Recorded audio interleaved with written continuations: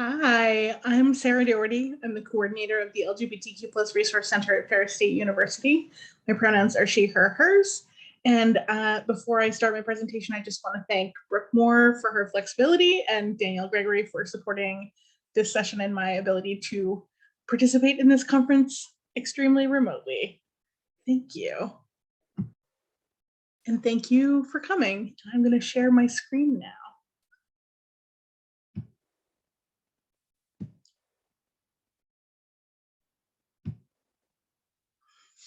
So this is Anonymity and Accessibility, LGBTQ community building on Discord during COVID-19. Before we start, this is how I start all of my presentations. Land acknowledgement. So I would like to acknowledge and thank the original inhabitants and stewards of the land where Ferris State University is located. And that's the people of the Three Fires Confederacy of Ojibwe, Ottawa, and Potawatomi peoples. I would like us to acknowledge the cities where Ferris operates and the dominant culture as a whole exist here because of colonization, which is an historic and ongoing violent process. Acknowledging this is just the first step in what needs to be ongoing conversation and work to end colonization. And I would like to acknowledge that the gender binary and assert that the gender binary and heterosexist and cis-sexist dominant culture that denies and devalues sexuality and gender diversity are products of colonization and white supremacy, and to commit to resisting oppression every day. Access notes. Please feel free to do whatever you need to do to take care of yourself. Turn off your camera if you're on camera, eat, drink, lie down, leave, come back, move around, stim, opt out of activities. There aren't breakout activities. I am presenting this remotely and asynchronously with you. There will not be open chat, I think, unless you all want to talk to each other, which I encourage, but please mute yourself until it's time for open chat. There is captioning. You can, if you're on Zoom, opt to see captions by selecting CC at the bottom of your screen, I believe. And either way, I believe that I am captioning this presentation video. So it will also be available on the LGBTQ plus Resource Center's YouTube channel, which is, I believe, FSU LGBTQ on YouTube. If you search for it, you will probably find it. So that will be available, and we'll put it on our SharePoint so that if you need to access this asynchronously or miss part of it, it's okay, you won't miss the content. So who am I?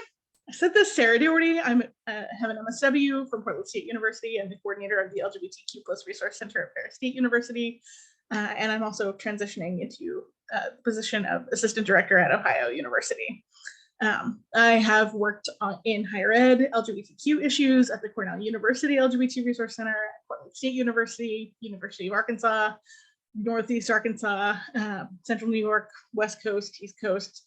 I was a former lesbian adventurer of Boston, community organizer and development director with various community-based organizations and liberation and justice movements.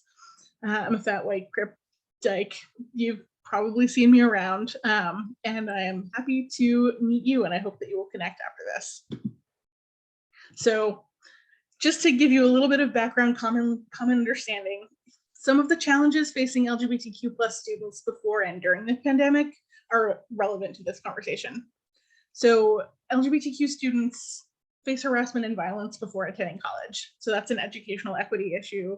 Content warnings for the next little bit. We'll talk about harassment and violence. Violence and harassment in high schools. It's a pretty common experience. The majority of LGBT students experience verbal harassment in high school, and most LGBT students felt unsafe and continue to feel unsafe. And LGBT students face overwhelming rates of verbal and physical harassments in their high schools, and that's what our students are bringing with them when they enter college. Trans adults report experiencing incredibly high levels of harassment and violence in schools and also in public. And the 2015 US Transgender Survey found that those who identified as transgender in K through 12 experienced incredibly high rates of verbal harassment, physical violence, and 17% reported leaving a school because mistreatment was so bad. This is still going on. It's really intense. It's been ramping up. You may have noticed a lot of anti-trans bills happening. and affecting youth in particular. This is also something that our students are grappling with and trying to survive. LGBTQ students experience high rates of harassment and violence in college as well. 3 out of 4 LGBTQ college students in a recent national climate survey reported experiencing sexual harassment. 1 in 5 college students who are LGBTQ feared for their physical safety due to the phrasing is due to their gender identity or sexual orientation, but like due to homophobia and cis sexism, transphobia. Ferris State's most recent climate survey brought to light faculty, staff, and student concerns about harassment and negative comments towards or about LGBTQ people that continue to occur on campus.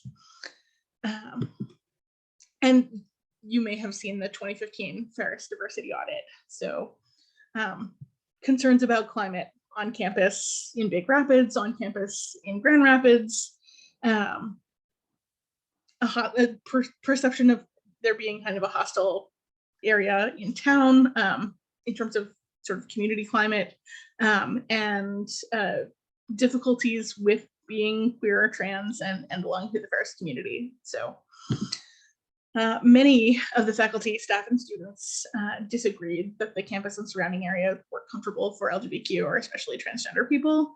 And that has been borne out by my observations and less comprehensive, but like survey data also. So the Ferris State University LGBTQ+ Resource Center before COVID-19 is also relevant to this conversation. So the Resource Center opened in 2018 and was established through student advocacy by founding coordinator and Ferris alum Kenji Berg, Ferris Social Work Classes Group Advocacy Project, the Student Affairs Diversity, Equity, and Inclusion Committee, a number of campus partners, and diversity inclusion leadership. So opened in 2018, a room in the University Center, located in UC 121 under the stairs next to what is now the CS, Center for Student Involvement area, but what was CLACS, next to the Veteran Center below the Quad Cafe, open Monday through Friday, and staffed with a part-time coordinator, which is my job. So usually staffed somewhere from late morning to early evening, sometimes staffed by student staff, but also just open for students to use as they needed to or wanted to. So there were largely students who were in that space before there were a lot of resources, before I established a library and our student staff put together a lot of resources, just studying or hanging out with each other, which is part of the function of the center on campus as a community gathering space, as well as a learning space for the whole community. So some of the functions include providing information and referrals to Ferris and Big Rapids community members, providing a celebratory space for LGBTQ community members, providing space for students to explore their identities and place in community as a whole, and LGBTQ community specifically, supporting holistic well-being of LGBTQ students and all students, and providing students with support around navigating the university, meeting their goals, dealing with stigma, and providing developmental learning opportunities about gender and sexuality diversity for the whole campus, as well as providing some training and guidance on LGBTQ inclusion, equity for students, faculty, staff, community members as needed. And then overall retention, graduation, survival of LGBTQ students and community members. Activities and services have included, we've got a resource library, lending library, cultural and educational programming, a resource closet of clothing and items that help trans students and students exploring their gender identity and expression feel okay about themselves, pursue gender euphoria, be able to concentrate in classes because they have the tools they need to be perceived the way that they are. Workshops and presentations, support and advocacy, student affairs-y things. And a lot of that work is done through social space. So I have some pictures of programming in person before the pandemic. So the main program that I established, the first thing I established when I became a coordinator in October of 2018 was a weekly drop-in coffee house with snacks, with drinks, a low barrier invitation for the community to check out the LGBTQ+ Resource Center. So snacks, beverages, that's a reason for people to come through the door. People who may or may not be comfortable being associated with LGBT things, who may or may not have any familiarity with LGBTQ community, who might be dealing with their own internalized dominance and bias, people who might be dealing with their internalized feelings of oppression around their own identities. And then that becomes an opportunity to build relationships, to showcase resources, especially as we were buying library materials, and showing films and playing games, and then connecting with resource center staff, campus and community partners, sort of just easy community hub kind of thing. So that was Wednesdays, every Wednesday, 4 to 6. And you can see our both our Halloween party, first coffee house ever, and then some of the snacks for Celebrate Bisexuality Day, which is in September. So we have the pan flag themed cookies and the bi flag decorated cake. Drop-in space. This is a lovely picture of former social work intern Lauren McGann hanging out in the space. Snacks, decorations by students, decorations celebrating and representing diversity of LGBTQ community, rainbow blankets, things for folks to feel comfortable in the space. Lending library, craft supplies, and then all bodies dance parties was one of our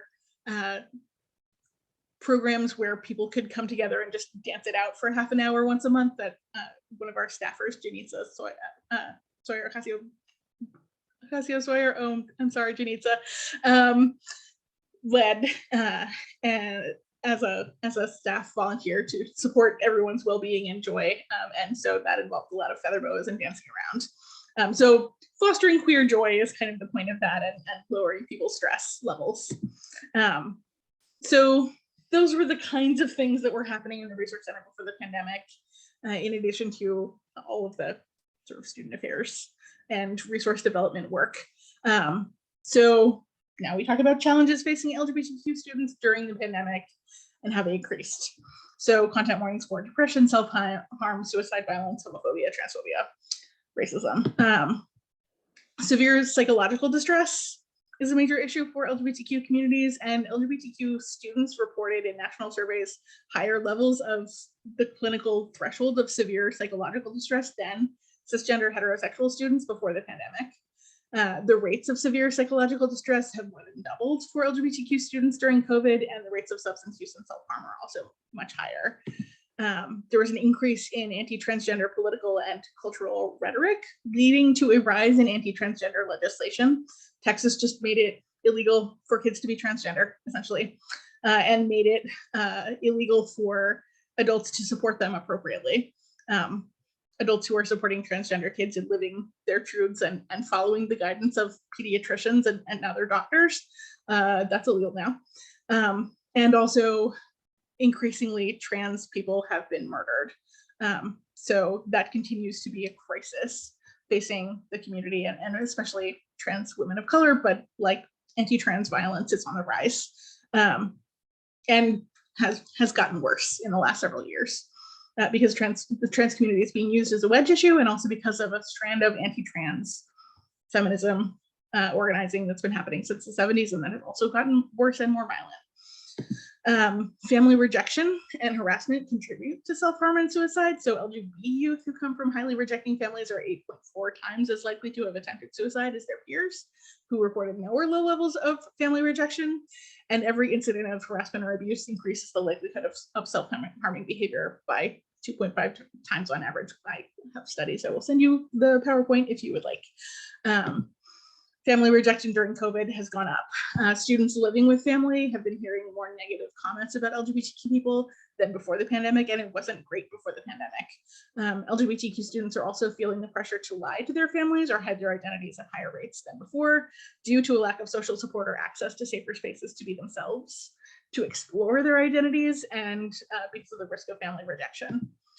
And there's increasing animus and decreased access to stability medical care for trans people and LGBTQ people of color. So there's more disrespect of trans gender identities more often than before the pandemic. That was coming up in national surveys, and LGBTQ people, particularly people of color, have been disproportionately affected by COVID in terms of income, stable housing, access to medical care, and COVID deaths because of the way that medical inequity works. Higher suicide and self-harm rates associated with unsupportive families and abuse and harassment are always an issue for our community and have also intensified in the pandemic. So we know that risk of suicide in trans youth populations is reduced literally by over half when there's just one person in their life who uses their chosen name and appropriate pronouns. And for a lot of our students, the university is the place where their pronouns are respected. So while we were in lockdown, this was a major issue. There were less spaces, less opportunities for people to be seen and affirmed in their actual selves.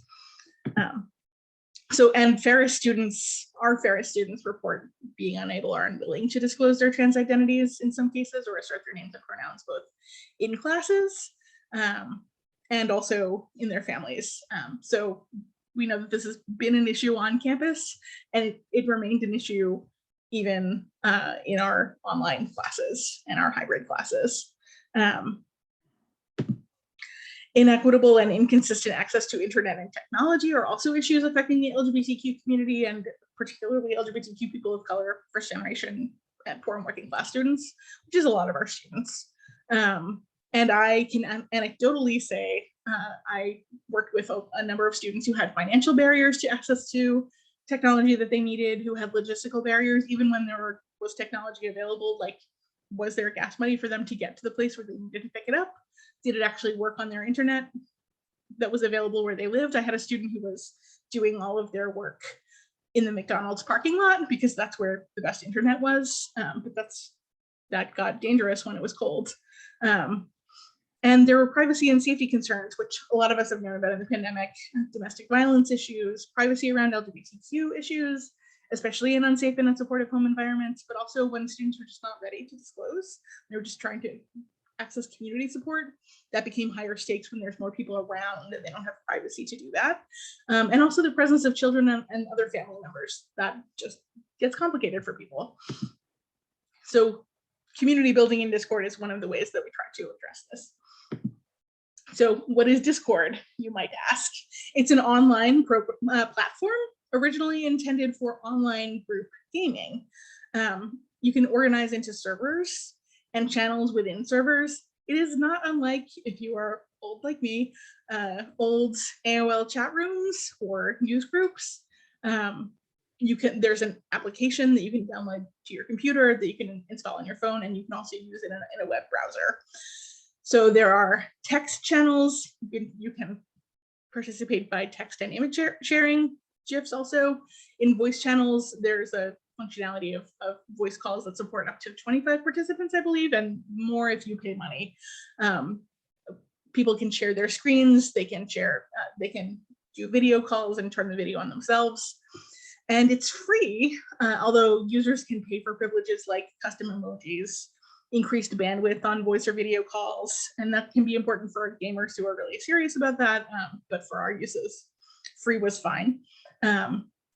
Users sign up with their own email. They can change their profile images and nicknames in each server that they join, which is helpful if people are not out somewhere, or if they want to protect their privacy, or if they're just trying something out. And then there are university and college hubs. It's a newer feature where if a professor has class in a server and there are student organizations and a lot of people are associated with their school emails, Discord as a company has put together hubs where people can discover servers and people can register the servers that they run as being part of a university. So there are ways for university community members to find each other and to find each other's work and social spaces that way. So some organizations, some of our residence halls, I think Bond Hall has a server. People can play together, people can organize together, people can be in class together, people can study together. So Discord. Moderation functions. Server owners can designate moderators and administrators, transfer ownership, and assign roles.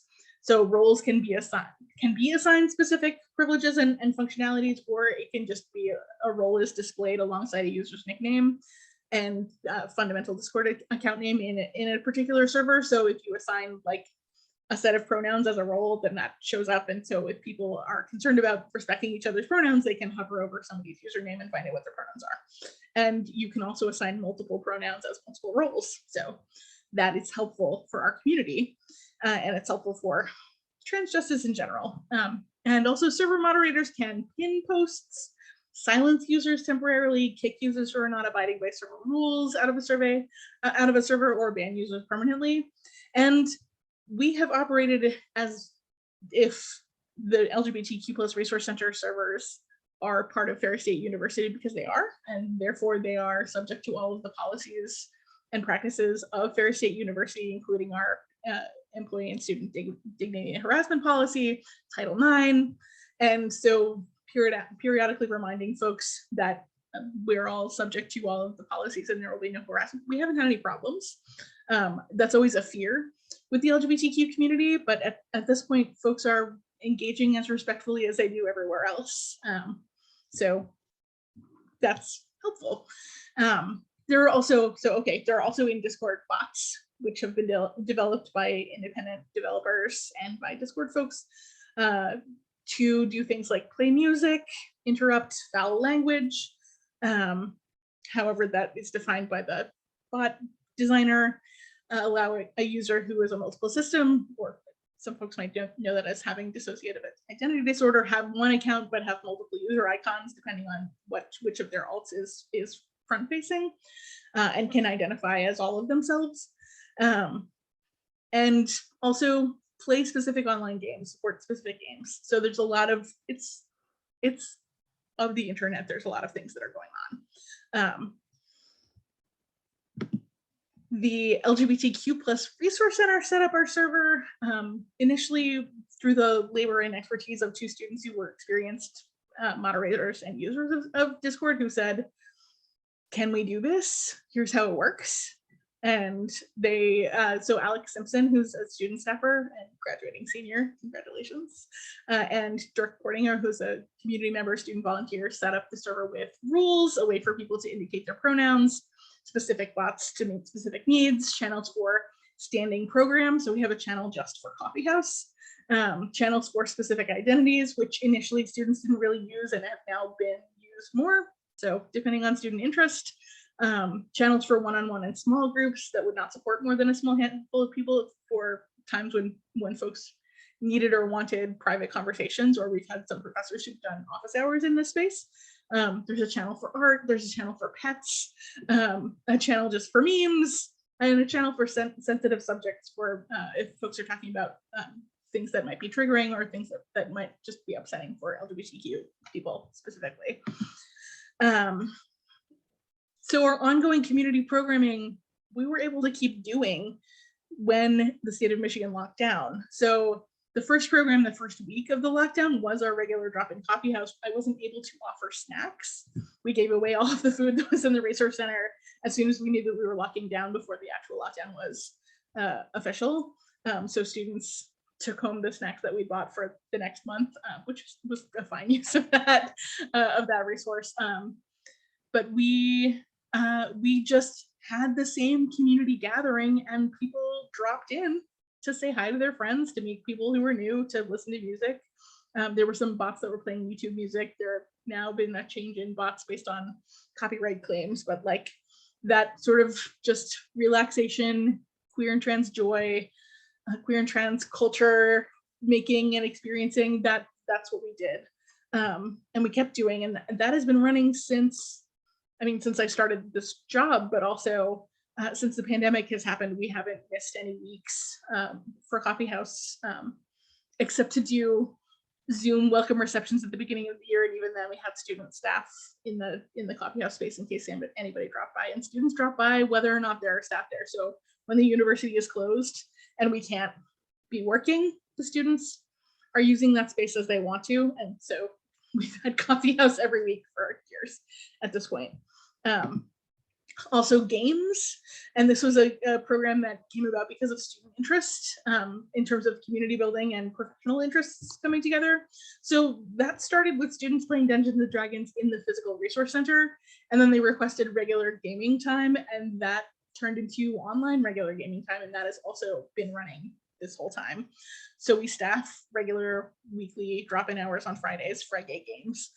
So students have played Minecraft together, played Among Us, Jackbox games, different staff have introduced each other to different games, so the screen share, streaming, and video functionality are helpful for that. There's frequent exploration of gender diversity and character design with different games and conversations about LGBTQ issues in gaming industry. So our digital animation and game design students are really active in this space. Community recommendations of games with good LGBTQ themes or things to watch out for, characters, and then just this past semester, our trans outreach assistant and DIGD student, Jack Davis, has started researching and compiling recommendations over the months for LGBTQ relevant games and writing short reviews for the LGBTQ+ Resource Center social media based on conversations both at games and then asynchronously in the main server and in the trans specific server that he staffs. So a little bit more about Discord and its functionality.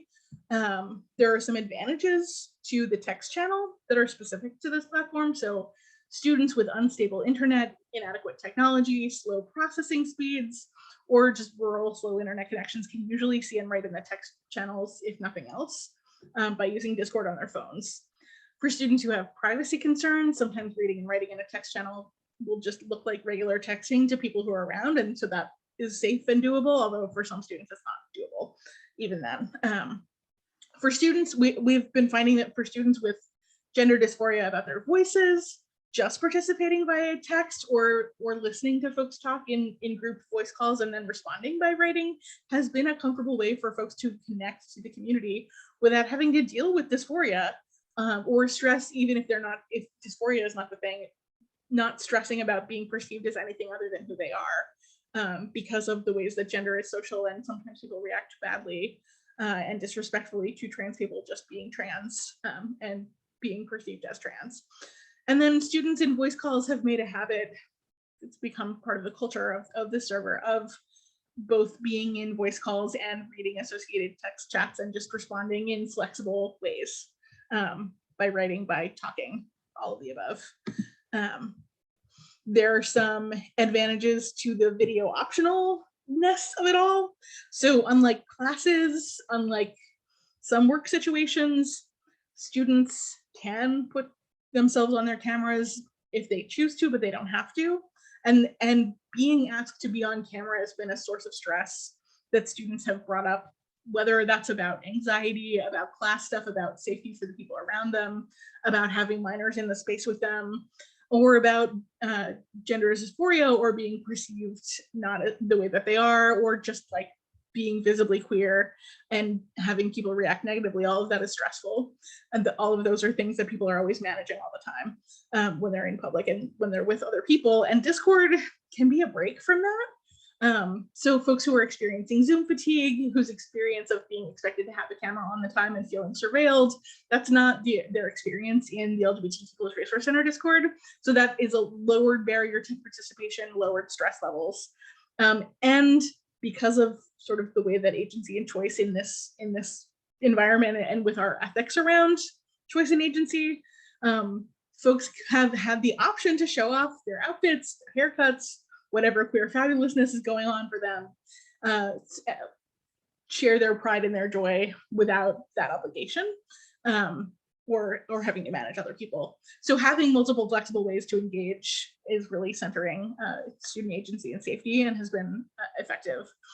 And then some of the ways that folks have used the camera, the video option have involved their pets and community building around pets. So Alex Simpson, one of the staffers who built the server, instituted while they were staffing Coffee House cat cam. So putting a camera not necessarily on them, but on their cat and showing video of cat, which then becomes a source of joy and another reason to come and drop in and check out the resource center, which was pretty great. And then another student started sharing photos of her cat. So our social work intern Taylor's cat, Pete, ended up featuring in a custom made sticker that we used to interrupt moments of tension, inject some humor. So the sticker says, "Pete says no bullying at Coffee House." An arrow pointing to Pete, who is looking balefully, catfully at the camera.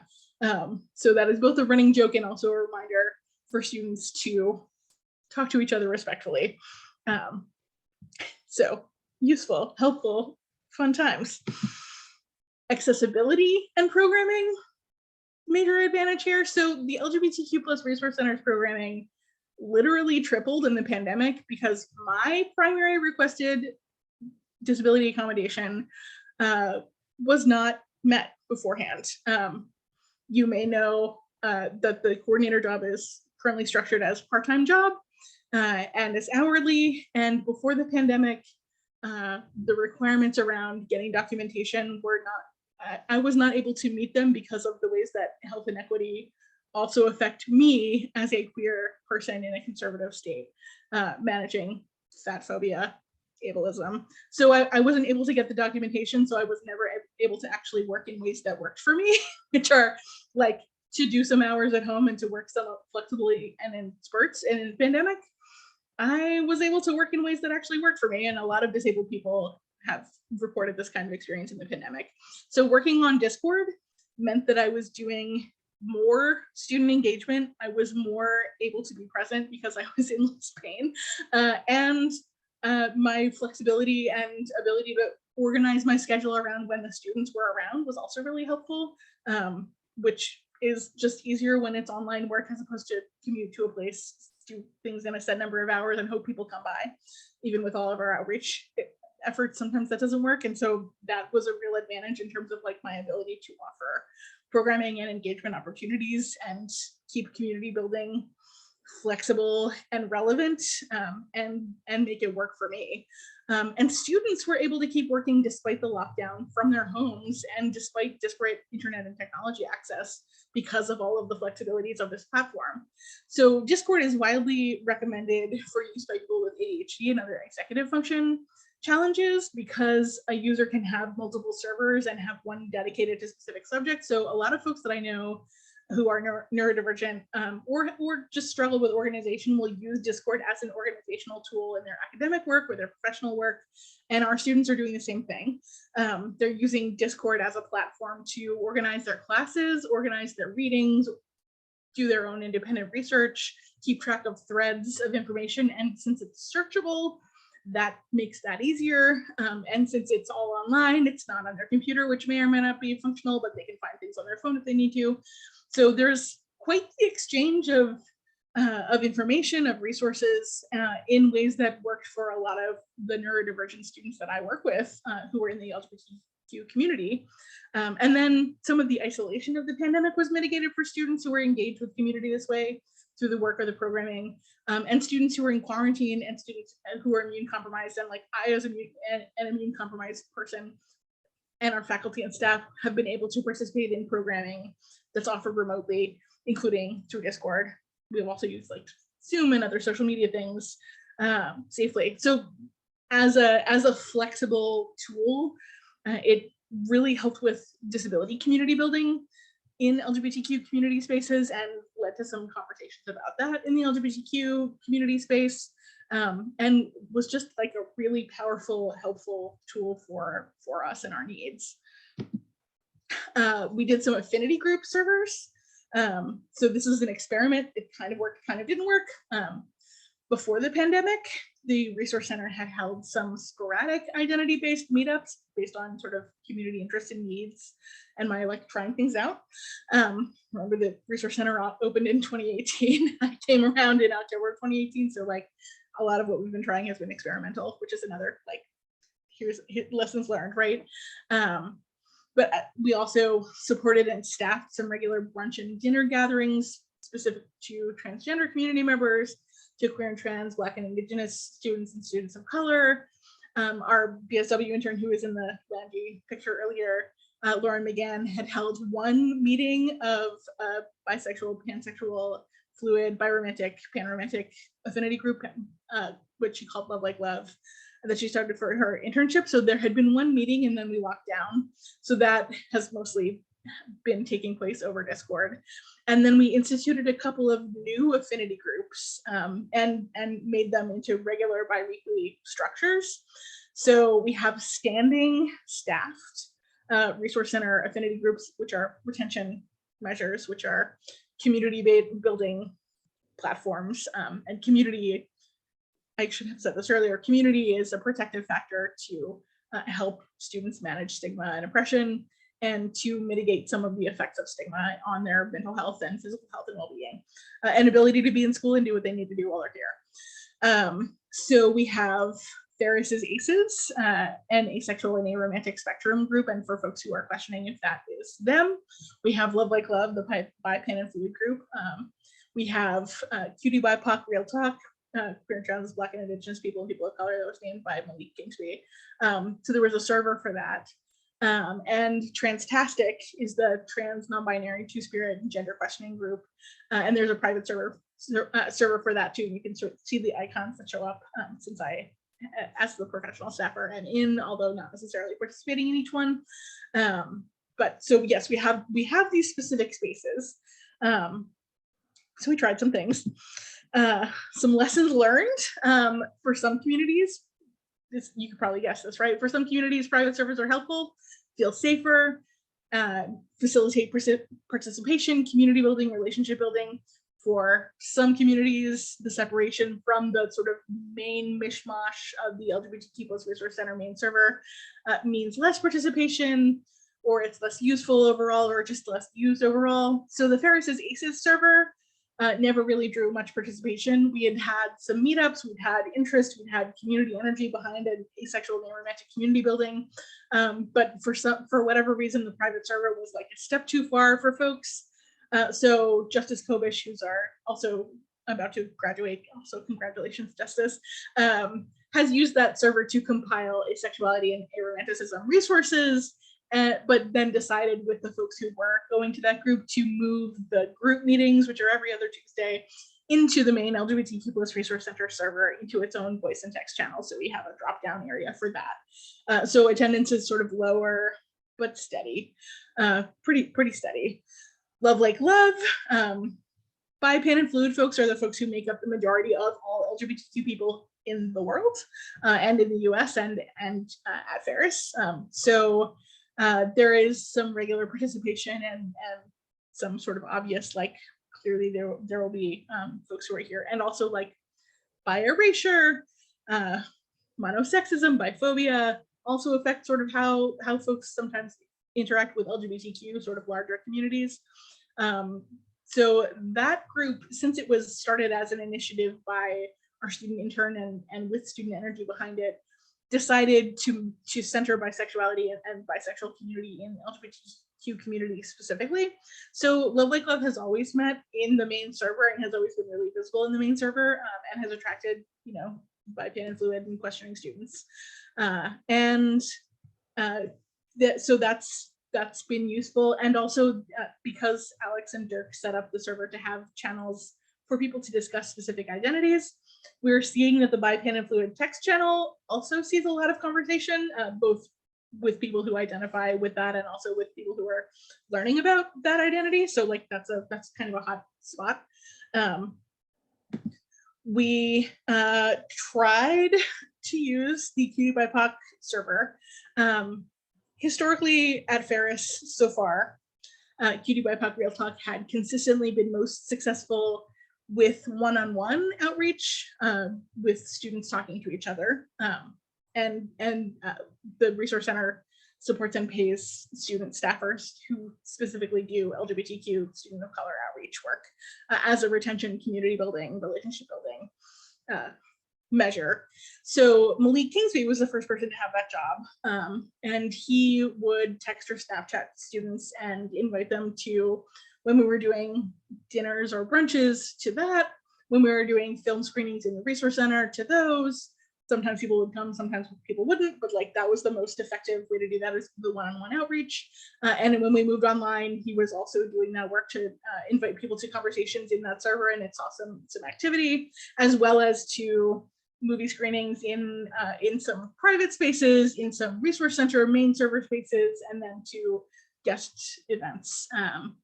And that was pretty effective, but the server was usually pretty low, and often engagement was mitigated on Malik first making some overtures to folks. And so he died last year, tragically and too soon. And after his death, students were reluctant to engage. Everyone was grieving. I was a hot mess. We were all, I mean, it was a huge loss. He was a great young person. And students left the server, were reluctant to respond in that space. We held some grief processing sessions in that space, and then in the main LGBTQ+ Resource Center server, and folks were present for things in the main server, whether formally or informally or both. But that server, we weren't able to get ownership transferred. It's not a functional space anymore. So the lesson learned. The current LGBTQ+ Resource Center QDOP outreach assistant is Mickey Davis, who's a junior, who is also fabulous. And she's been using the main Discord server to announce her office hours, both when she's in the office physically and when she's in the office in terms of like she's in the virtual office, the LGBTQ+ Resource Center server. So folks are engaging with her when she's on that way. She's also been announcing when she's doing tabling and outreach intentionally in person places, and so people will see that in the Discord and then come by on purpose. So it's still a communication channel, and announcing when she's holding space specifically for students of color or for the general community to learn about LGBTQ people of color issues. So it's still largely in-person tabling, intentional program planning, and co-sponsorships with the Office of Multicultural Student Services, Center for Latino Studies, and one-on-one outreach and relationship building. That is how LGBTQ+ Resource Center staff have most effectively practiced engagement and support of LGBTQ students of color. So lessons learned about that, and that might be a legacy of sort of the overwhelming whiteness of LGBTQ student services. It might be the specific nature of our students. So we're kind of also helpful thing with Discord. We can just be as flexible as we want to be, and there's no money lost. We can do what people need at the time that they need it. So that is another lesson learned. The Transtastic server is another private server that we started and that our trans outreach assistants have staffed and set up specifically to meet trans community needs, and that has changed over time as trans community members have participated in the building of that space. So there is regular conversation by folks in the community, both in the private server, and then we have some gender identity channels within the main server, and like just a lot of trans and non-binary people in the community in general who are in the main space usually, and who are also in the private server. So it's remained really important to have a separate private server that's not widely advertised for trans community members to meet regularly and talk to each other between meeting times. And that is staffed by professional and student staff. There are faculty and staff volunteers who are in the trans community who are in there, and there's heavy emphasis on sort of resources to navigate bureaucracies and systems to meet safety and transition related needs, and also to support each other, build each other up, share strategies for survival, trans joy. And then there's also a lot of regular conversations in the sort of gender identity channels that are educational, that are goofy, that are about academic issues, that are about political issues that are happening. So there's just a lot of energy in trans community work. So that's a both and. Like there is both a lot of trans community building happening in the sort of general LGBTQ Discord space, and also the private space has been important. Anonymity and risk are part of the picture for Discord server use. So because anyone can sign up with any email, can choose a username, designate specific nicknames for each individual server, Discord offers a layer of anonymity that can be important for students to be able to access online spaces within Discord. And it's trans folks, it's queer folks, it's anybody who has any safety issues. And also because there are university hubs, because Discord has added this functionality where servers can be grouped together and students and faculty and staff can find each other by university, and students are interacting in some of their classes through Discord. Sometimes legal names are used in usernames. Sometimes there's a really distinctive profile picture that folks are using across servers. Some students are less anonymous than others. So that's a barrier for some folks. That's a means to connect and communicate with each other for other folks. Very individual. Because student and professional staff, we've set those as roles so that they're identifiable in the LGBTQ plus Resource Center Discord. We can clearly see who's who and who's around and available to talk. Some students have been able to reach out either in the sort of general group spaces or one-on-one when they see that we're on staff and we're available at specific times, to talk privately. So there's also direct messaging as possible, and direct voice calls or video calls are also possible through this platform. It's a way that some students have gotten resources either online or have asked for things to be mailed to them. So when we were doing some things like grab and go art supply packages, that we put them on the Resource Center door and in some other spaces and made them available for folks. We could also, if folks reached out to me privately, could have them mailed to them on campus or off campus. So community building asynchronously across space and time. And because text-based conversations and resource lists are available all the time, it's like any sort of online resource, students don't necessarily have to interact with a person or go through the doors of the Resource Center in person, which remains a really hard thing for folks to do, especially the first time, especially if they're in a high stakes situation where their safety, their access to finances or social support would be compromised if folks around them knew that they were queer or trans, or were even talking about queer or trans issues, whether or not they're queer or trans. So because of the stigmatized nature of these identities and communities, like having a lot of options for people is really helpful. So that's another way that the Discord server can be helpful if folks are engaging in ways that where their anonymity is protected if they need it to be. There are some challenges with that, right? So like it can be a little bit easier to establish trust over time if people can just engage how they want to and control how they're seen.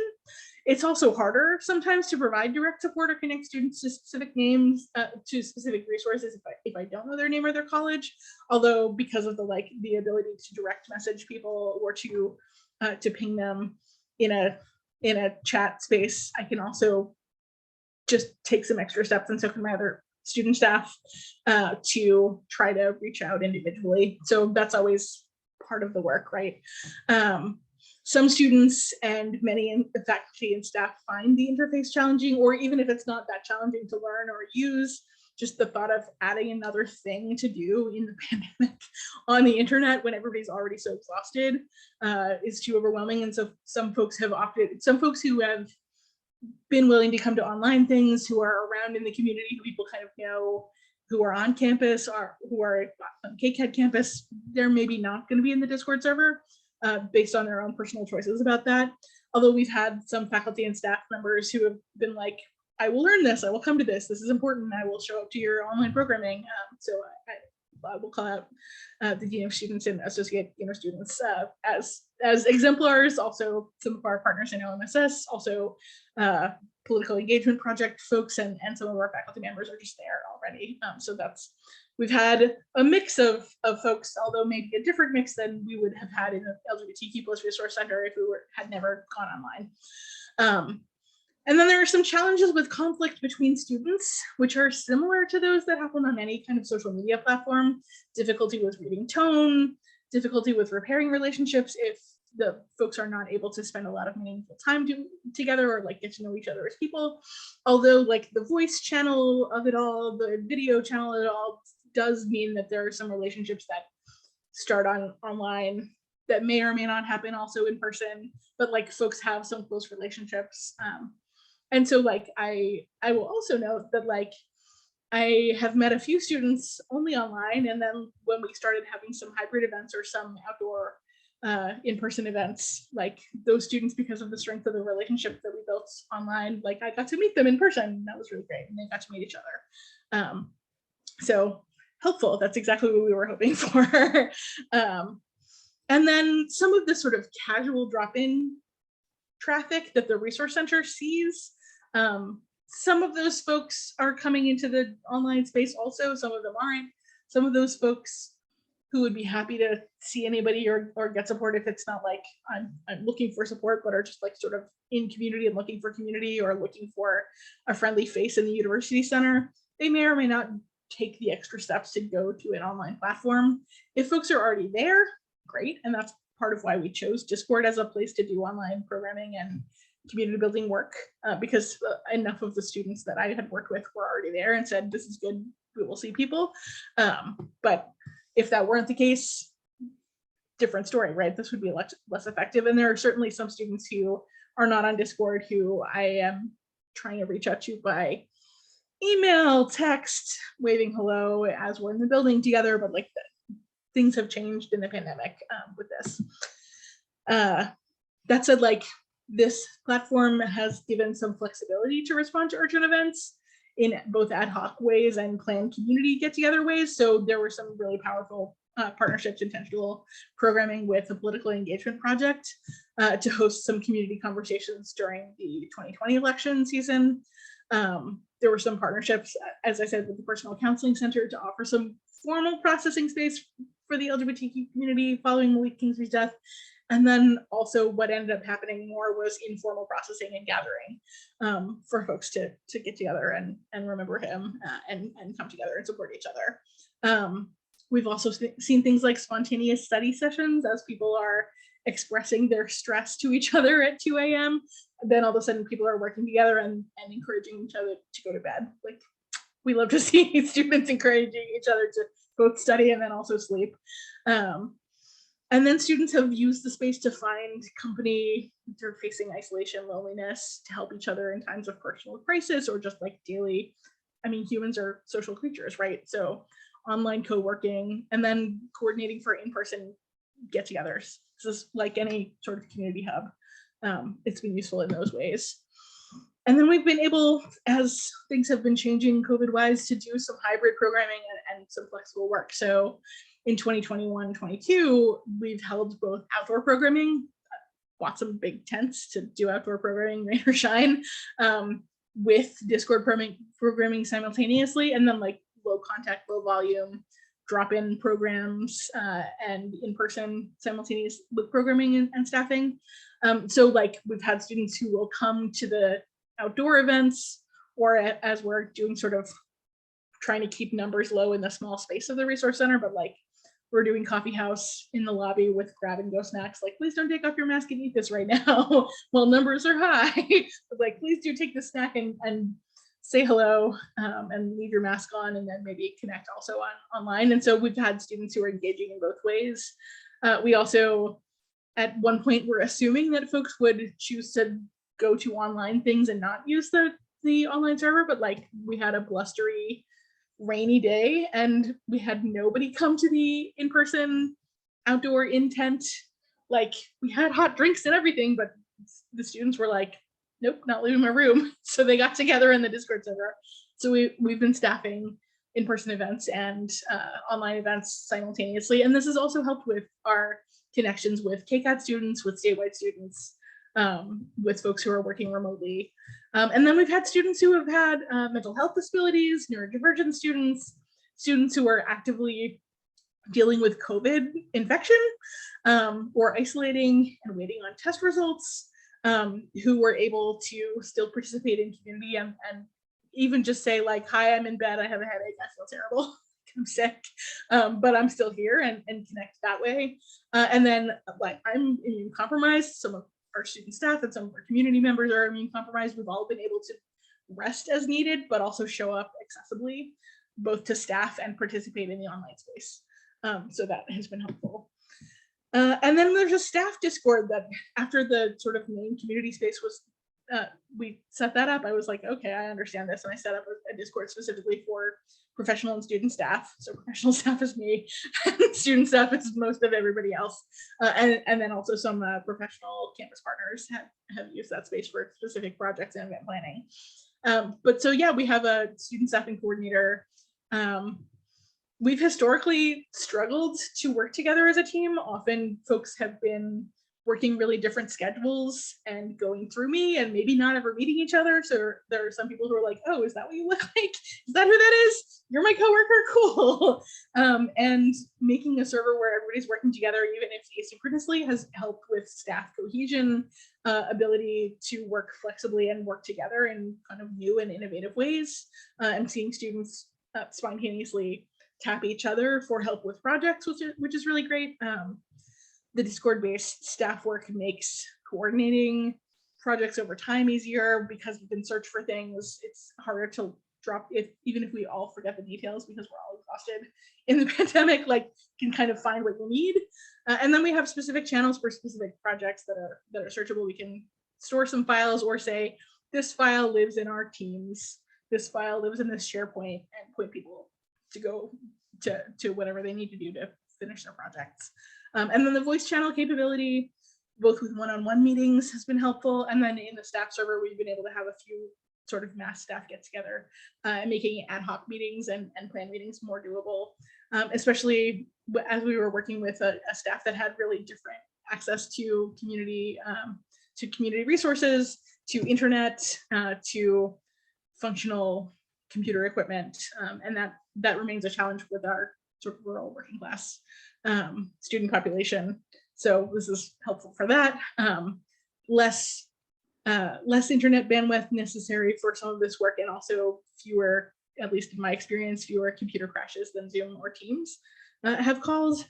And another sort of bonus, we've had a few group staff professional development opportunities through the office.